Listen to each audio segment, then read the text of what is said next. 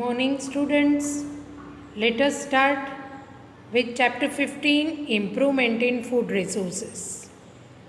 In that, we come to crop variety improvement. How can we improve crop variety? It is quite a detailed topic, but we will start by answering the in-text question which was given yesterday as worksheet. What do we get from cereals, pulses, fruits and vegetables? So, we know the answer. From cereals, we get carbohydrates. From pulses, we get proteins. And fruits and vegetables give us a range of vitamins and minerals in addition to small amount of proteins, carbohydrates and fats. This is how you are supposed to write the in-text answer.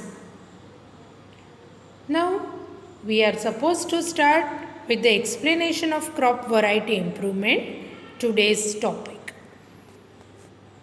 What we must know is that varieties or strains, it should be strains of crops, can be selected by breeding for various useful characteristics such as disease resistance, response to fertilizers, product quality and high yields, right? So, varieties or different strains of crop can be selected.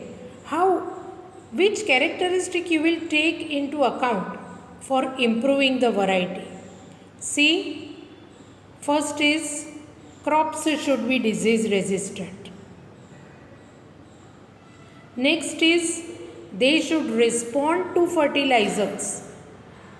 Then they should have high product quality and high yields. Yields means production, right? Means suppose it is an apple tree, then it should produce more number of apples.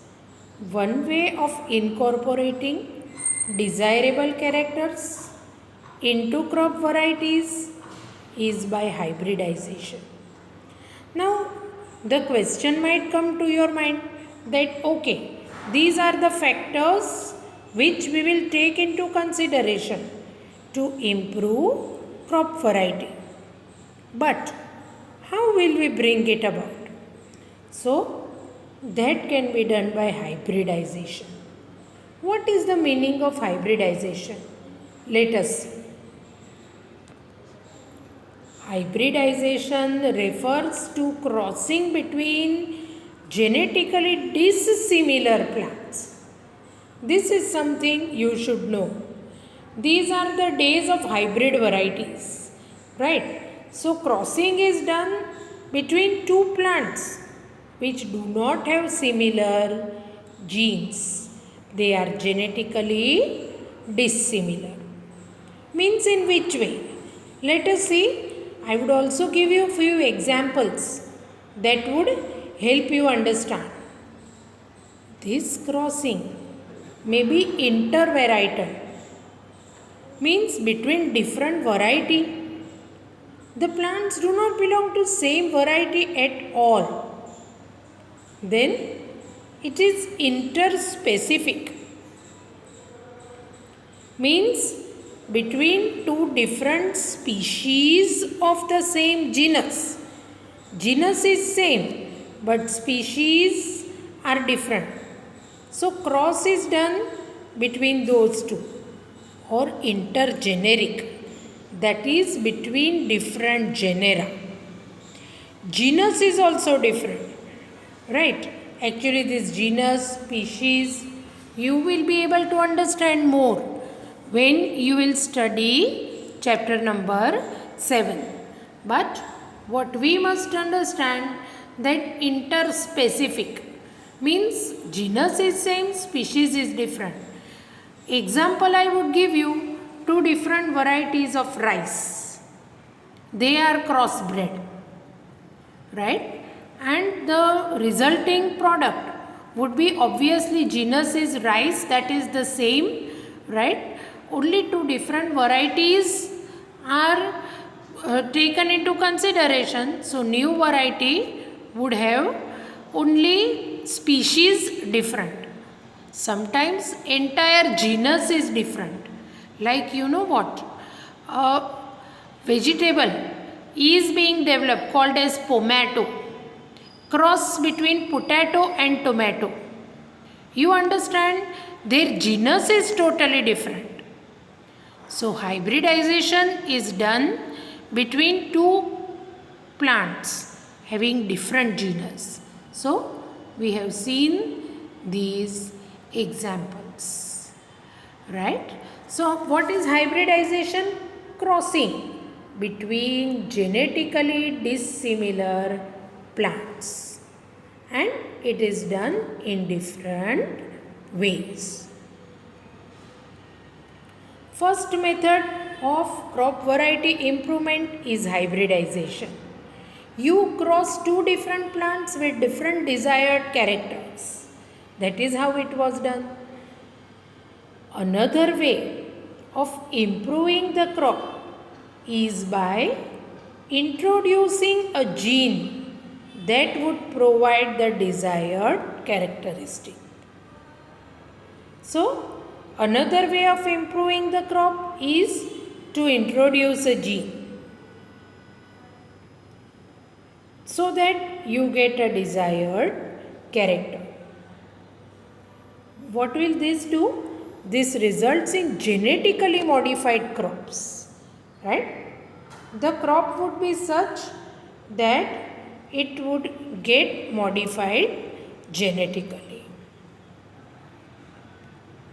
So, for new varieties of crops to be accepted, it is necessary that the variety produces high yields under different conditions that are found in different areas. Means new varieties of crops should be accepted also. For that, what is required? That variety produce high yields, means production should be high under different conditions that are found in different areas, right? This is what is done. Farmers would need to be provided with good quality seeds. First requirement is, as I told you, high yield giving seeds should be given. So farmers would need to be provided with good quality seeds of a particular variety. What does that mean? That is, the seeds should all be of same variety and germinate under the same conditions, right? They should germinate under the same conditions. Cultivation practices and crop yield related to weather, soil quality and availability of water.